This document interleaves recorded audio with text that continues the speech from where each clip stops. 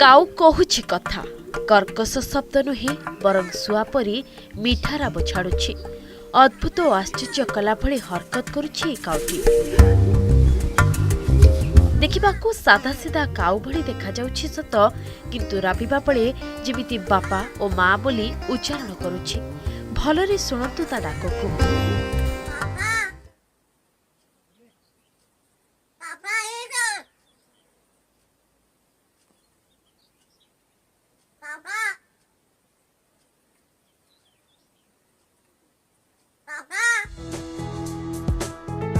दर्शक बंधु विरल लगुछि ए काउटी।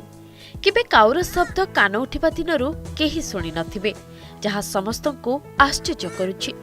पुराण शास्त्र रे शुणिछे सत्य जुगरे काक भूषण्डी कथा कहि पारुथला। आ आम जगन्नाथ संस्कृतिर स्कंद पुराण रे वर्णित अछि गालमाधव राजा इंद्रद्युम्नक मंदिर निर्माण करिछ कि नाही प्रमाण मागिथिले।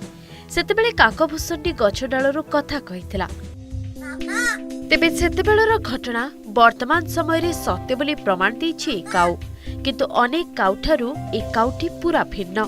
जहा सूचना मिलिछि महाराष्ट्रर पालघर रे जणे महिला ए काऊ को पालिछंती। से जेतेबेले पापा पापा बोली डाकुछि से समय रे वीडियो उत्तोलन होइछि। काउटी पोषा मानिथिबारु से घर छाड़ी कुआडे भी जाउ नथिला। सेमिति घर अगणारे बसी सुआ भली राबुथिला, जहार वीडियो सोशल मीडिया रे खूब जोर रे व्यापी चलिछि। Bureau report, Odisha reporter.